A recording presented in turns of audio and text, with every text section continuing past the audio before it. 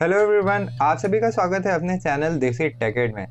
तो हमने पिछली वीडियो में वेरिएबल को डिक्लेयर करने के सिंटैक्स के बारे में जाना, फिर हमने उसको अपने कोड एडिटर में लिखना सीखा और फिर उसे अपनी स्क्रीन पे एज अ आउटपुट प्रिंट कराना भी सीखा। तो चलिए हम इस वीडियो में वेरिएबल्स के बारे में और चीज़ें जानते हैं। तो हम पहले से जानते हैं कि हम अपने वेरिएबल्स की वैल्यू को चेंज कर सकते हैं। तो हम इस चीज़ को करके देखते हैं।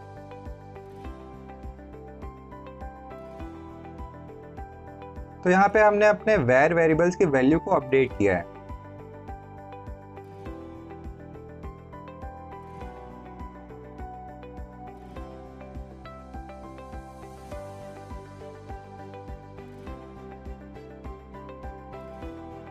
तो हम अब इसको प्रिंट करके देखते हैं। तो हम इस प्रोग्राम को रन करते हैं। प्रोग्राम रन करने पे आप देख सकते हैं कि हमें हमारे वेरिएबल्स की अपडेटेड वैल्यू मिल रही है। तो इससे हमें ये चीज़ क्लियर हो गई कि हम अपने वेरिएबल्स की वैल्यू को अपडेट कर सकते हैं या रीअसाइन कर सकते हैं। ये चीज़ क्लियर होने के बाद अगर आप एक चीज़ नोटिस करें तो हमने हमारा जो नंबर वेरिएबल था वहाँ पे हमने इंटीजर असाइन किया था, और जब हमने इसको चेंज किया तो फिर हमने दोबारा इसमें इंटीजर ही ऐड किया। और वहीं हमारे फ्रैक्शनल नंबर वेरिएबल में हमने एक डेसिमल वैल्यू को असाइन किया था। तो जब हमने इसको अपडेट किया तो हमने इसमें एक डेसिमल नंबर को ही ऐड किया।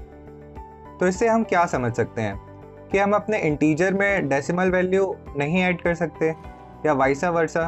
तो चलिए हम इस चीज़ को करके देखते हैं कि हम अपने इंटीजर वाले वेरिएबल में डेसिमल नंबर को ऐड करके देखते हैं।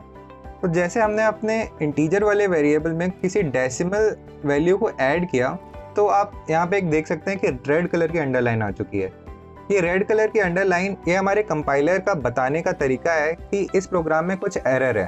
तो ये हमें क्या एरर थ्रो कर रहा है, अगर हम इस रेड अंडरलाइन में हवर करें तो आप देख सकते हैं कि इसने कहा कि टाइप मिसमैच एरर है। रिक्वायर्ड हमें इंटीजर की है और हमें डबल वैल्यू प्रोवाइड की जा रही है। तो हम इंटीजर और डबल के बारे में अभी कुछ ही देर में जानेंगे। पहले जानते हैं कि आखिर ये एरर हमें शो ही क्यों हो रही है।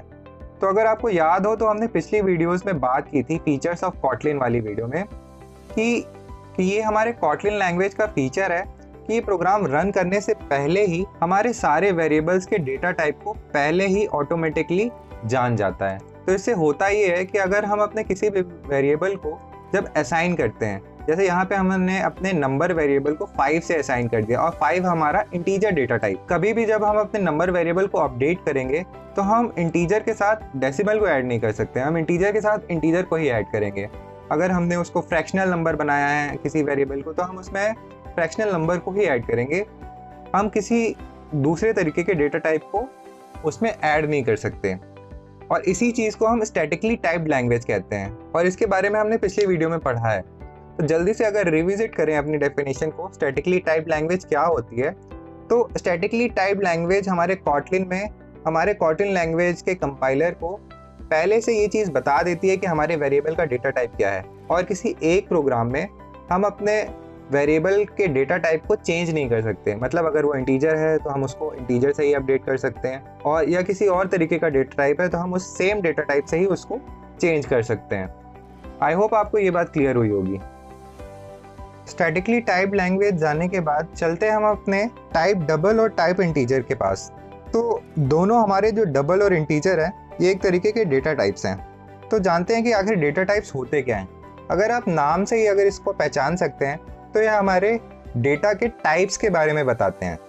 ये हमारे डेटा की एक प्रॉपर्टी या एट्रीब्यूट होती है जो कंपाइलर को बताता है कि जो ये प्रोग्राम लिख रहा है, यानी प्रोग्रामर, और यहाँ पे प्रोग्रामर हम हैं, तो हम अपने वेरिएबल को किस तरीके से यूज़ करना चाहते हैं। तो इसका मतलब ये हुआ कि हम अपने कंपाइलर को ये चीज़ बताते हैं कि जो हम वेरिएबल डिक्लेयर कर रहे हैं हम उसको यूज़ कैसे करना चाहते हैं। पर अगर आप अपने प्रोग्राम में देखें, जो हमने यहाँ पे प्रोग्राम लिखा हुआ है, तो आप पूरे प्रोग्राम में देख सकते हैं कि हमने कहीं पे भी डेटा टाइप को मेंशन किया ही नहीं है। हमने अपना कीवर्ड लिखा है, फिर यहाँ पे हमने अपना आइडेंटिफायर लिखा है और फिर इसको इनिशियलाइज कर दिया है। तो फिर जब हमने डेटा टाइप दिया नहीं तो हमारे कंपाइलर को ये चीज़ पता कैसे चली कि हमारा वेरिएबल किस डेटा टाइप का है। तो ये हमारे कॉटलिन का एक और फीचर है जिसके बारे में हमने पहले ही बात की हुई है, और ये फीचर है टाइप इन्फ्रेंस फीचर। अगर आपको याद हो तो हमने टाइप इन्फ्रेंस के बारे में बात की थी कि टाइप इन्फ्रेंस होता क्या है।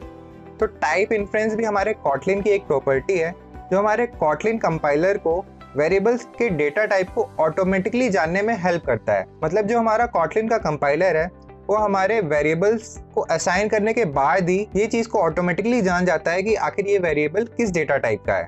आई होप अब आपको टाइप इन्फ्रेंस का मतलब समझ आ गया हो। तो इतना जानने के बाद देखते हैं कि हमारे Kotlin लैंग्वेज में कितने तरीके के डेटा टाइप्स आखिर होते हैं। तो यहाँ पे आपको पूरी लिस्ट दिखेगी हमारे Kotlin में यूज होने वाले डेटा टाइप्स की। हमने इंटीजर को अपने प्रोग्राम में पहले ही यूज किया हुआ है। हम इंटीजर डेटा टाइप के अंदर अपने होल नंबर्स, बोथ पॉजिटिव और नेगेटिव, दोनों ही तरीके के नंबर को स्टोर कर सकते हैं। फिर हमारे पास आते हैं double data type. Double data type में हम अपने फ्रैक्शनल वैल्यूज मतलब डेसिमल नंबर को स्टोर करते हैं। जितने भी बूलियन वेरिएबल्स होंगे उसमें हम अपने सिर्फ ट्रू और फॉल्स को ही स्टोर करेंगे। फिर हमारे पास आता है character data type. Character data type में हम एक कैरेक्टर को मतलब एक अल्फ़ाबेट को स्टोर करेंगे। फिर हमारे पास आता है string data type. String data type में हम सीक्वेंस ऑफ कैरेक्टर को स्टोर कर सकते हैं। फिर आता है फ्लोट डेटा टाइप। तो हम अपने फ्लोट डेटा टाइप में भी डेसिमल नंबर को स्टोर करते हैं। तो आप इस डेटा टाइप में देख सकते हैं कि हमें डबल और फ्लोट दोनों में ही हम डेसिमल नंबर को स्टोर कर रहे हैं। तो इनके बीच में डिफरेंस क्या है? तो जल्दी से देखते हैं कि इनको डिक्लेयर करने में डिफरेंस आखिर है क्या। तो चलते हैं अपने IDE की तरफ। तो यहाँ पे अगर आप देखेंगे तो हमने अभी तक किन किन डेटा टाइप्स का यूज़ किया है। तो हमने यहाँ पे इंटीजर डेटा टाइप का यूज़ किया, फिर हमने डबल डेटा टाइप का यूज़ किया अपने फ्रैक्शनल नंबर वेरिएबल में, फिर हमने यहाँ पे स्ट्रिंग डेटा टाइप का भी यूज़ कर लिया अपने सेंटेंस वेरिएबल में, फिर हमने बूलियन टाइप का भी कंडीशन वेरिएबल में यूज़ किया है। तो हमारे पास बचता है कैरेक्टर। तो चलते हैं और कैरेक्टर वेरिएबल को डिक्लेयर करते हैं। तो हमने यहाँ पे कैरेक्टर वेरिएबल को डिक्लेयर किया। यहाँ पे एक चीज़ गौर करने वाली है आपको ये देखना है कि जब हम कैरेक्टर वेरिएबल को डिक्लेयर करते हैं तो हम अपने कैरेक्टर को सिंगल कोट के अंदर लिखते हैं। वहीं पे जब हमने स्ट्रिंग वाले वेरिएबल को डिक्लेयर किया था तो हमने अपनी पूरी स्ट्रिंग को डबल कोट्स के अंदर लिखा था। तो ये डिफरेंस होता है हमारे कैरेक्टर और स्ट्रिंग डेटा टाइप वाले वेरिएबल्स में। तो कैरेक्टर को जानने के बाद हम एक फ्लोट डेटा टाइप का वेरिएबल डिक्लेयर करते हैं। तो जल्दी से चलिए हम डिक्लेयर करते हैं। हम लिखते हैं फ्लोटिंग नंबर और यहाँ पे हम अपनी वैल्यू असाइन करते हैं। तो यहाँ पे अगर आप देखेंगे तो हमारे डबल और फ्लोट में एक सिर्फ छोटा सा माइनर सा डिफरेंस है कि हमने फ्लोट वेरिएबल के एंड में स्मॉल f का यूज़ किया है। तो यही डिफरेंस होता है हमारे फ्लोट और डबल वेरिएबल में। ये एक तरीके से आपकी लर्नर एक्टिविटी भी बन सकती है। आप जाइए गूगल में सर्च करिए कि हमारे फ्लोट और डबल में आखिर डिफरेंस क्या होता है। तो हमने पिछली वीडियो में बात की हुई है कि हम अपने वैर वेरिएबल की वैल्यूज़ को रीअसाइन या चेंज कर सकते हैं। वहीं पे हम अपने वैल वेरिएबल्स की वैल्यू को रीअसाइन या चेंज नहीं कर सकते। पर ये चीज़ हमने अभी तक सिर्फ पढ़ी है, इसको करके देखते हैं कि एक्चुअली में आखिर होता क्या है। तो हम अपने वैल वेरिएबल की वैल्यू को चेंज करते हैं। तो जैसे ही हमने अपने वेरिएबल की वैल्यू को चेंज किया तो यहाँ पे हमें रेड अंडरलाइन शो हो रही है। तो इस रेड अंडरलाइन पे हवर करते हैं तो ये हमें एरर शो कर रहा है वैल कैन नॉट बी रीअसाइंड। इसका मतलब कि हम अपने वैल वेरिएबल की वैल्यू को चेंज नहीं कर सकते। तो इससे हमें ये चीज़ क्लियर हो गई कि हम अपने वैल वेरिएबल्स को चेंज नहीं कर सकते। Coding is all about trial and error. तो जब आप कोई चीज़ पढ़ते हैं तो आप उसको ट्राई आउट करिए और उस चीज़ को करने की कोशिश करिए कि जो आपने पढ़ा है वो चीज़ सही है कि नहीं। तो इससे हमें ये चीज़ क्लियर हो गई कि हम अपने वैल वेरिएबल्स की वैल्यू को चेंज नहीं कर सकते। तो हमने पिछली वीडियो में अपने वेरिएबल्स को डिक्लेयर करने के सिंटेक्स के बारे में जाना था। अगर हम अपने सिंटेक्स को रिविजिट करें तो हम जानते हैं कि हम अपने वेरिएबल्स को डिक्लेयर करने के लिए पहले कीवर्ड का यूज़ करते हैं, फिर आइडेंटिफायर लिखते हैं, फिर इक्वल टू ऑपरेटर का यूज़ करके उसमें कोई वैल्यू असाइन करते हैं। पर ये सिर्फ एक लौता सिंटेक्स नहीं होता वेरिएबल को डिक्लेयर करने का। हमारे पास एक और सिंटेक्स है। तो इस सिंटेक्स को देखते हैं। इस सिंटेक्स में आप देखेंगे तो जो एक्स्ट्रा चीज़ जुड़ी हुई है वो आप देख सकते हैं कि हम आइडेंटिफायर के बाद कॉलन का यूज़ करते हैं और कॉलन के बाद अपने वेरिएबल के डेटा टाइप को स्पेसिफाई करते हैं। पर हमने अभी तक इस सिंटेक्स का यूज़ करके कोई भी वेरिएबल को डिक्लेयर नहीं किया हुआ है। तो अपने सिस्टम की तरफ चलते हैं और इस सिंटेक्स के थ्रू अपने नए वेरिएबल्स को डिक्लेयर करते हैं।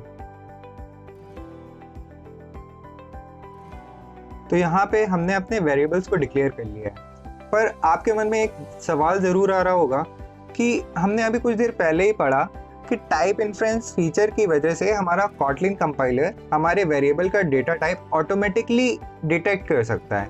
तो जब ऐसा कर सकता है तो हमें स्पेसिफिकली डेटा टाइप को मेंशन करने की क्या ज़रूरत। तो जल्दी से इस चीज़ को समझते हैं। तो आखिर होता ये है कि कई बार ऐसा होता है कि जब हम अपना प्रोग्राम लिख रहे हैं तो हम उस वेरिएबल की वैल्यू को at that point of time assign नहीं करते। कई बार हम उस वेरिएबल की वैल्यू बाद में असाइन करते हैं या यूज़र से एज अ इनपुट लेते हैं। तो ऐसे टाइम पे हमें अपने वेरिएबल्स के डेटा टाइप को एक्सप्लिसिटली मेंशन करना होता है और ये हमारे कंपाइलर को बता देता है कि हमारा जो प्रोग्रामर है वो उस वेरिएबल को किस तरीके से यूज़ करना चाहता है। तो आई होप आपको ये बात क्लियर हो गई हो। तो इतना ही था इस वीडियो के लिए। अगर आपको ये वीडियो अच्छी लगी हो तो इसे लाइक, शेयर और सब्सक्राइब करना ना भूलें and stay tune for the next video.